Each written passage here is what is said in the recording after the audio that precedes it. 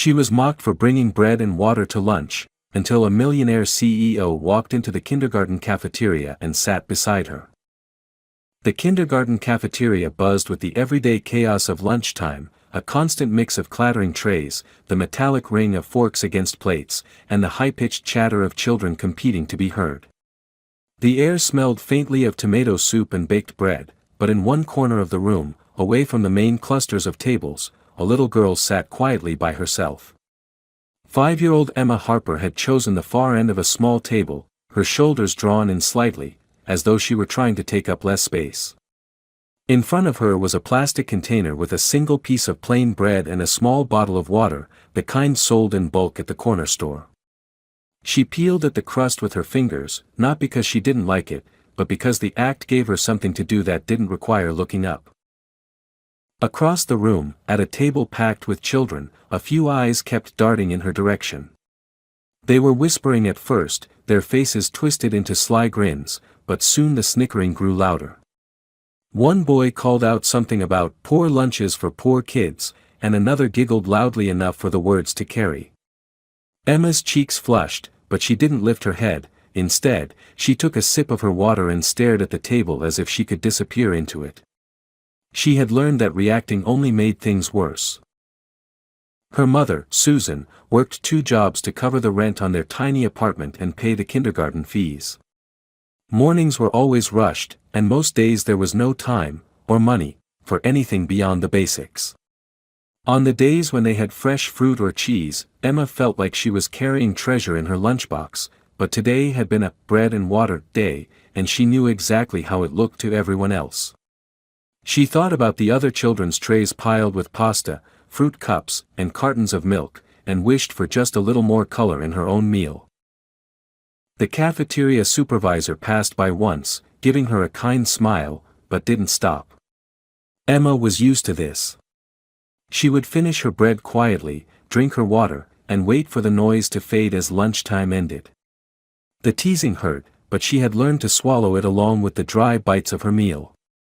What she didn't know, what no one in that noisy, crowded room could have guessed, was that this ordinary lunchtime was about to take a turn so unexpected that it would change the course of her life. That morning had begun like any other for Jonathan Reeves, though his schedule included one obligation he couldn't delegate, a trustee visit to a kindergarten the company's charitable foundation had supported for years. He had attended events like this before, the kind where speeches were made, polite tours were given, and photographs were taken for press releases, but it was rare for him to spend more than an hour in such a place.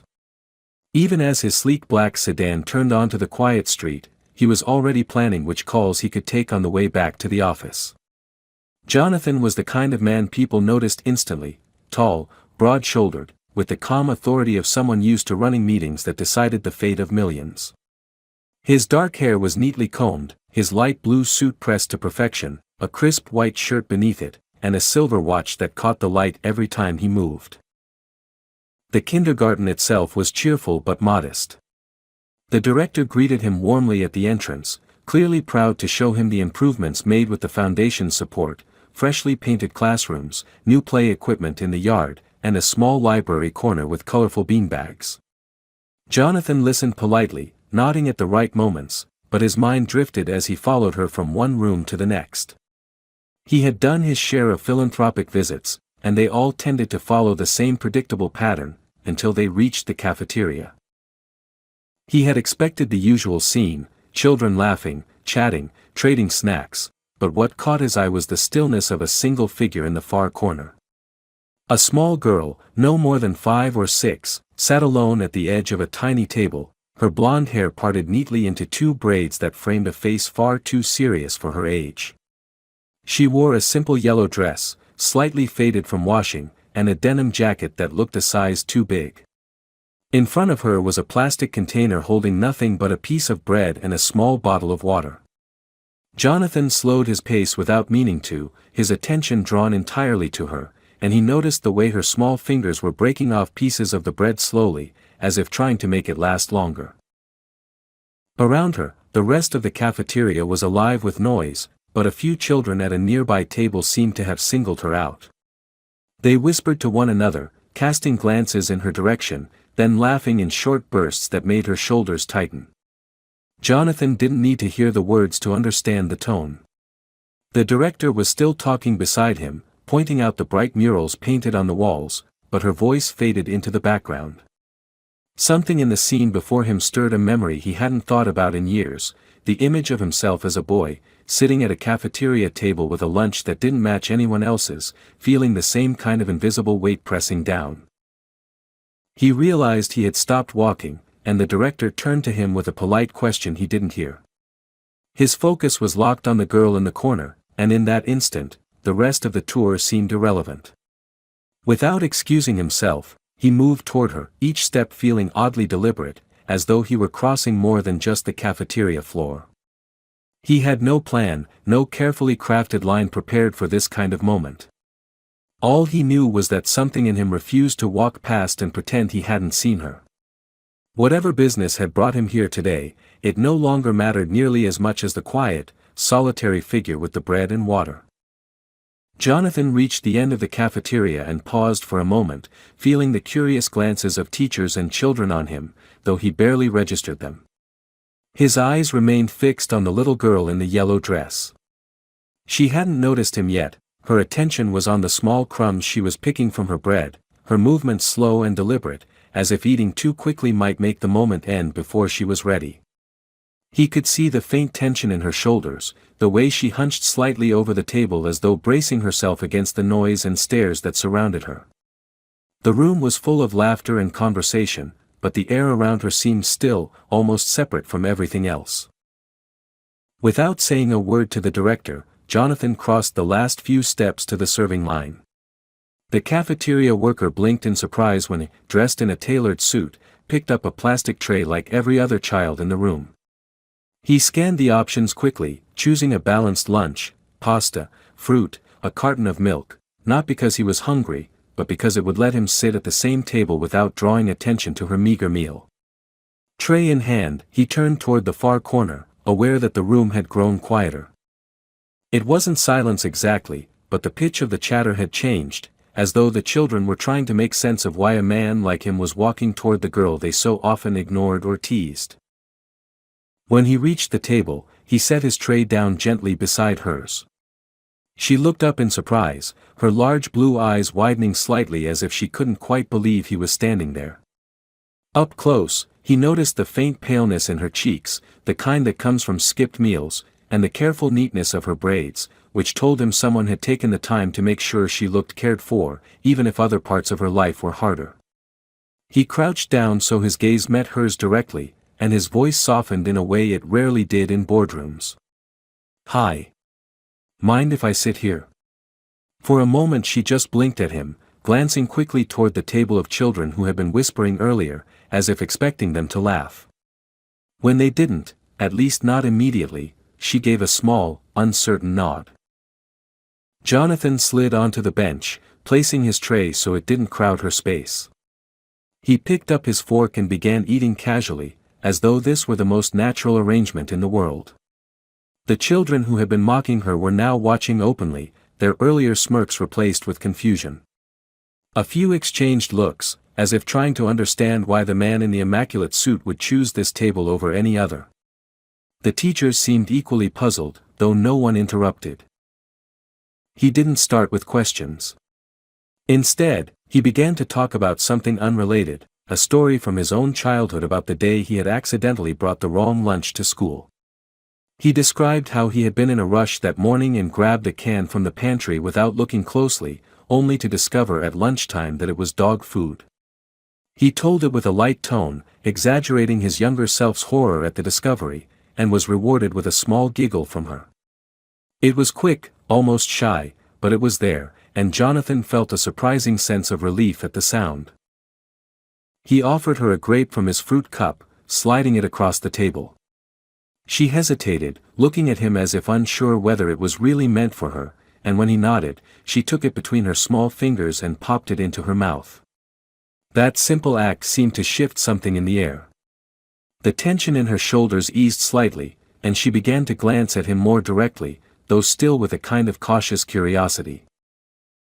Around them, the noise of the cafeteria slowly returned, though it was different now, less sharp, less charged with the cruel energy it had carried earlier. The children at the other table seemed to have lost their taste for teasing, perhaps because they didn't know how to compete with the quiet authority of a man like Jonathan choosing her company over theirs. He could see them turning away, their attention drifting elsewhere, and he knew without having to say anything that this small decision, to sit here, to eat with her, had changed the dynamic for the rest of the day, maybe longer. For Emma, the lunch would still end, the afternoon would still come, but this moment had left a mark. Someone had noticed her. Not just noticed, but chosen her over everyone else in the room. Jonathan didn't yet understand why he'd felt compelled to act, but as he picked up another forkful of pasta, he knew with absolute certainty that walking past her had never been an option. As the noise in the cafeteria swelled back to its usual hum, Jonathan found himself studying the girl more closely. She had a way of holding herself that was both guarded and polite, as if she had learned that the safest way to get through the day was to take up as little space as possible. He didn't want to overwhelm her with direct questions, so he steered the conversation toward light, safe topics, animals, favorite colors, the kind of games she liked to play. She answered in short sentences at first, her voice soft, almost testing the air to see if it was safe to speak. But as the minutes passed, something in her began to loosen. She told him about how she liked to draw flowers in the margins of her notebooks, about the swing in the playground that went higher than the others, and about a book her teacher had read last week that she wished she could take home. Jonathan listened intently, nodding and smiling in the right places, but more than her words, he noticed the subtle shifts in her expression. When she spoke about the swing, her eyes lit up; when she mentioned the book, her fingers curled around the edge of her bread as though holding on to a small wish. He recognized in her a quiet resilience that was far beyond her years, and it made him think of moments in his own childhood when small kindnesses from unexpected places had meant the world. Halfway through their conversation, he took the risk of asking about her lunch. He didn't want to embarrass her, so he spoke lightly, almost as if he were asking why she liked a certain color. "Is bread your favorite?" he said with a hint of a smile. She gave a little shrug and said her mom made her lunch every day, but sometimes there wasn't much to pack. She said it without complaint, as though it were a fact like the weather or the time of day. Something about the casual way she accepted it made his chest tighten. He told her another story then, this one about a time when he had traded half his lunch for a friend's cookie, only to realize later that the friend had given him the last thing he had to eat that day. He wanted her to hear that kindness mattered, even in small exchanges. She listened, tilting her head slightly, as though weighing the meaning of the story. When he slid his carton of milk toward her, she hesitated again but accepted it with a soft "thank you." Jonathan noticed that the group of children who had been whispering earlier were now watching from a distance, their expressions mixed with curiosity and something that looked like unease. They seemed unsure how to process the fact that an adult, and not just any adult but someone clearly important, had chosen to sit with her. The power dynamic had shifted in ways they didn't fully understand. As the lunch period began to wind down, a teacher announced that it was time to clean up. Emma carefully closed her container, leaving the last piece of bread untouched, and Jonathan realized she was saving it for later. It was a small gesture, but it spoke volumes about how she lived, stretching what she had, making things last. He stood as she slid off the bench, and for a brief moment, she looked up at him in a way that caught him off guard. It wasn't quite trust yet, but it was something close, a flicker of recognition that maybe, just maybe, he was someone who saw her. He gave her a small nod, one he hoped carried the weight of a promise he didn't yet know how to put into words. When she walked away toward her classmates, he didn't immediately follow the director to the next part of the tour. Instead, he stayed a moment longer, watching her braid-swaying figure disappear into the hallway. He had come here today expecting to fulfill a routine obligation. Instead, he found himself carrying the image of a little girl with blue eyes and a lunch of bread and water, and the unsettling certainty that this would not be the last time he saw her. Jonathan caught up with the director in the hallway, but his mind was still in the cafeteria. He had intended to leave quietly after his visit, returning to the steady rhythm of conference calls and contracts, yet something in him resisted walking away. As they passed a small office, he stopped and asked the director if there was time for a brief conversation about the girl in the yellow dress. The director hesitated, her expression tightening, and for a moment Jonathan thought she might refuse. But after a quick glance toward a closed door at the end of the hall, she gestured for him to follow her inside. The office was modest, with a desk piled high with folders and a bulletin board crowded with notices. She motioned for him to sit, then lowered herself into the chair opposite. Her voice softened when she spoke, as if she were choosing her words carefully. The girl's name was Emma Harper. Her mother, Susan, was raising her alone. They lived in a small one-bedroom apartment on the edge of town, and Susan worked nights cleaning offices, along with a few daytime shifts at a grocery store. Money was tight, and some months it was a struggle just to cover rent and utilities. The bread and water lunch wasn't a rare occurrence, it was the reality on days when Susan had to stretch their groceries as far as they would go. Jonathan listened without interrupting, his fingers pressed together beneath his chin. The description painted a picture he recognized all too well. His own mother had been in a similar position once, working 2 jobs after his father left, and he remembered the way she had guarded her pride fiercely, refusing to ask for help unless there was no other choice. He asked the director whether the kindergarten offered assistance for families in need. She explained that there were programs, but funding was limited, and often the help didn't reach every child who needed it. Jonathan's jaw tightened as he thought about the ease with which his company moved millions for projects that mattered far less than this. The director added that Emma was a bright, well-behaved child, but she kept to herself. Some of the other children teased her, sensing the differences they didn't fully understand. Teachers intervened when they could, but they couldn't erase the sting of being singled out.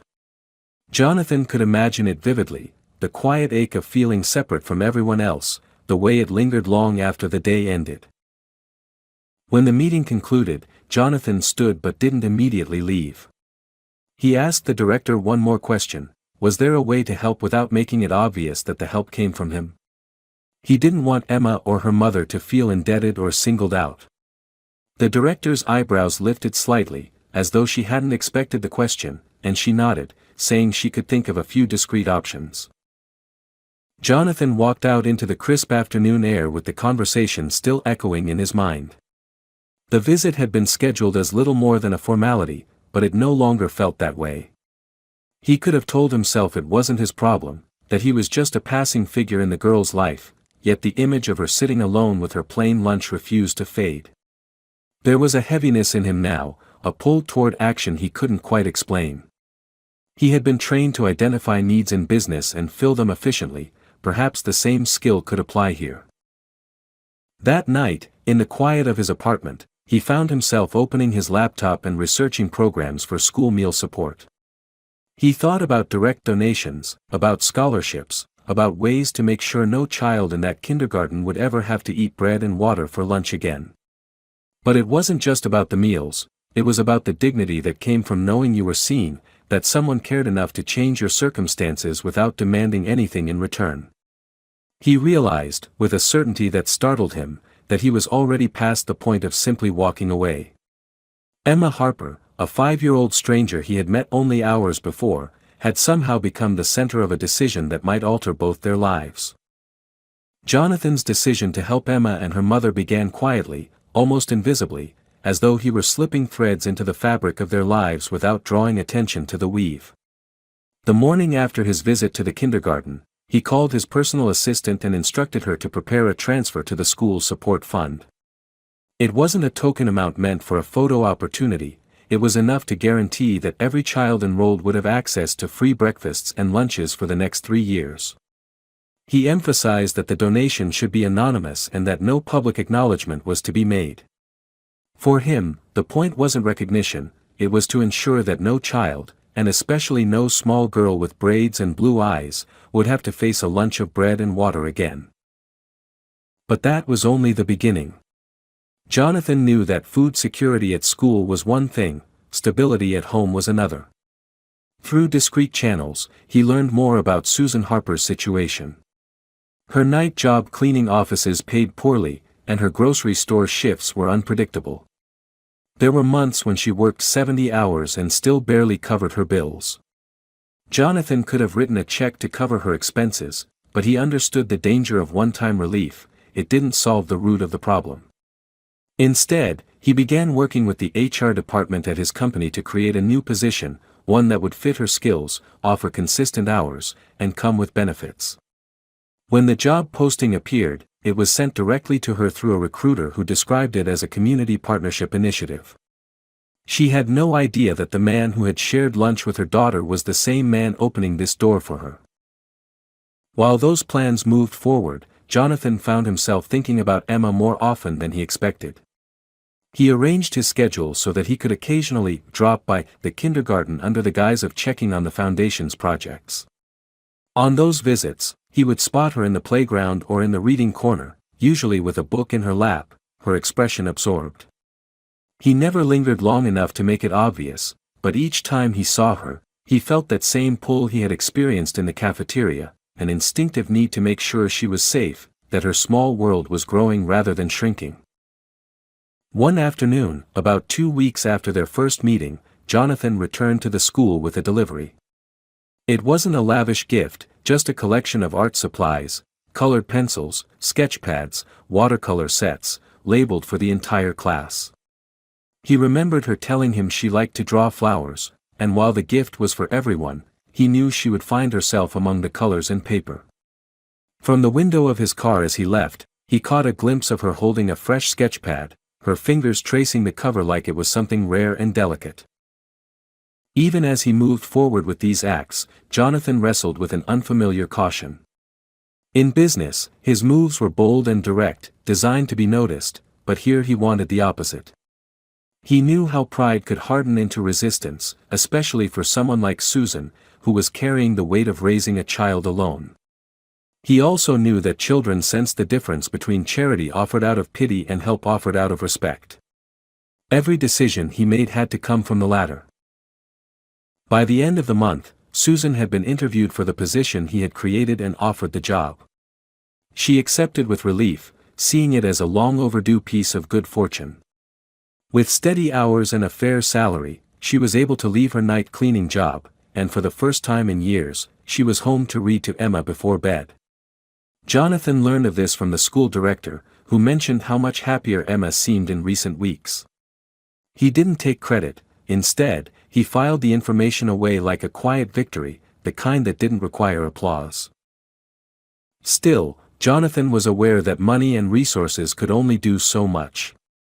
What he had seen in that cafeteria was more than hunger, it was isolation. That was harder to mend, and it wasn't something he could fix from the shadows forever. He didn't yet know how or when, but a part of him was already planning for the moment when Emma would understand that the man who had sat beside her with a tray of pasta wasn't just a stranger passing through her life. He was someone who had decided, in that single moment, to step into it and stay. It was a Saturday afternoon when Jonathan visited Susan's apartment for the first time. The visit wasn't planned as a grand gesture. He had stopped by to drop off some paperwork for her new job that required a signature, and she had invited him in for coffee. The building was old but clean, the kind of place where tenants looked after what little they had. Inside, the space was small but orderly, with a single living room that doubled as a dining area and a narrow hallway leading to the bedroom Emma and her mother shared. The scent of fresh laundry hung in the air, and on the wall above a small bookshelf were several framed photographs, moments of a life Jonathan knew nothing about. As Susan poured coffee, he let his eyes wander, drawn to a particular picture in a simple wooden frame. It showed a younger Susan, smiling broadly, her arm around another woman whose face jolted him with recognition. He stepped closer, studying the features he hadn't seen in years. The dark hair, the familiar eyes, it was his half-sister, Laura. They shared the same father, a man who had been distant in both of their lives, and though Jonathan had seen her at family gatherings in his youth, they had lost touch long ago. The realization hit him with the force of a physical blow. He turned toward Susan, his voice quieter than before, and asked about the woman in the photograph. Susan's face shifted, her expression caught between hesitation and resignation. She explained that Laura was her best friend for many years and, more importantly, Emma's aunt. Jonathan's mind reeled as he pieced the connection together. Laura was his sister, which made Susan her close friend, and if Laura was Emma's aunt, that meant Emma was his niece. The math was simple, but the emotional impact was anything but. Susan sat down opposite him, her hands wrapped around her mug, and told the rest of the story. Years earlier, Laura had introduced her to Jonathan's father's side of the family, though the connections were complicated and strained. When Laura passed away unexpectedly, Susan found herself alone with Emma, choosing not to reach out to Jonathan or anyone else in that part of the family. She hadn't wanted charity, and she carried a deep mistrust toward people she believed had turned their backs on Laura when she needed them. In her eyes, keeping her distance was a form of protection. Jonathan listened, the weight of her words pressing against his chest. He couldn't deny that her perception of the family was accurate. His father had been emotionally absent, and the extended relatives rarely involved themselves in anything that didn't serve their own interests. But the idea that his own flesh and blood had been growing up just a few miles away without his knowledge struck him in a way he couldn't easily articulate. He thought back to the day in the cafeteria, to the inexplicable pull he had felt toward Emma, and now understood that some part of him might have recognized her even then, in ways beyond reason. Susan admitted she had noticed something change in Emma after that day, that the girl seemed lighter, more confident. She thanked him for his kindness, though she didn't yet know the full extent of what he had done. Jonathan didn't correct her or list the ways he had helped. Instead, he told her simply that Emma deserved to be seen, that no child should have to carry the weight of being made to feel small. When he left the apartment, the air outside felt colder than when he had arrived. The streets were the same, the city moved at its usual pace, but everything in his own world felt altered. The discovery had shifted his perspective entirely. Emma wasn't just a child he had decided to help out of compassion, she was family. The realization filled him with a strange mixture of urgency and patience. He wanted to tell her, to claim the bond between them, but he also knew it couldn't be rushed. Trust had to be built, not announced. Walking back to his car, he understood with absolute clarity that his involvement in her life was no longer a choice or a temporary act of goodwill. It was a responsibility, one written into his own history without his knowledge, and now that he had found her, there was no turning away. A full year had passed since that first day in the kindergarten cafeteria, and the changes in Emma's life were visible to anyone who cared to look. She no longer sat in the far corner during lunch, curling into herself as though she were invisible. Instead, she had a regular seat at a long table with friends, her laughter carrying easily over the hum of the room. Her lunches were no longer bread and water but varied and colorful, packed neatly in a way that showed someone had taken the time to think about what she liked. Susan's new job had brought stability into their home, and with it, a sense of calm that neither mother nor daughter had known for years. Evenings were now spent together over homework, bedtime stories, and conversations that didn't have to compete with the exhaustion of double shifts. Jonathan had remained a steady presence, though never in a way that overshadowed her life. He visited often enough for Emma to grow accustomed to him, to expect him, but not so often that it felt unnatural or forced. Over time, she had stopped glancing at him with the cautious uncertainty of their first meeting and started greeting him with the open warmth of someone who knew she was safe in his company. There were small milestones, her excitement when she showed him her first watercolor painting, her quiet pride the day she learned to read a full book on her own, the way she began to tell him stories about her dreams for the future as if he were someone who might help make them real. The question of when and how to tell her the truth about their connection had been a constant weight on Jonathan's mind. He knew there would be no perfect moment, no scenario in which such a revelation would be simple, but he also knew that trust was something she had to feel before she could fully understand. One evening in early autumn, with the air carrying the faint scent of fallen leaves, he found himself walking with her through the park near her home. She was holding his hand loosely, talking about the animals she'd seen at school that day, when he realized he couldn't keep the truth to himself any longer. He told her about Laura, about his sister, her aunt, and about how he had only recently learned who she was. He spoke gently, giving her space to ask questions. At first she was quiet, processing his words, and then she asked if that meant they were family. When he said yes, she studied his face for a long moment before nodding as if something she'd been unsure of had just fallen into place. She didn't say much after that, but when they reached her building, she leaned into him for a hug that lingered longer than usual. Months later, they found themselves in the same kindergarten cafeteria where everything had started. The room looked the same, the tables still small, the light still streaming in from the same high windows, but for Jonathan, it felt like stepping into another lifetime. Emma was no longer the solitary figure in the corner, she was at the center of a table, animated and engaged, her friends leaning in to listen as she spoke. When she saw him enter, she excused herself and came over, a sandwich in her hand. Without a word, she sat down next to him and broke it in half, offering the larger piece to him. "Now it's my turn to share," she said with a smile that carried both mischief and affection. The simplicity of the gesture caught him off guard, flooding him with the memory of that first day, the piece of bread, and the way she had tried to make herself invisible.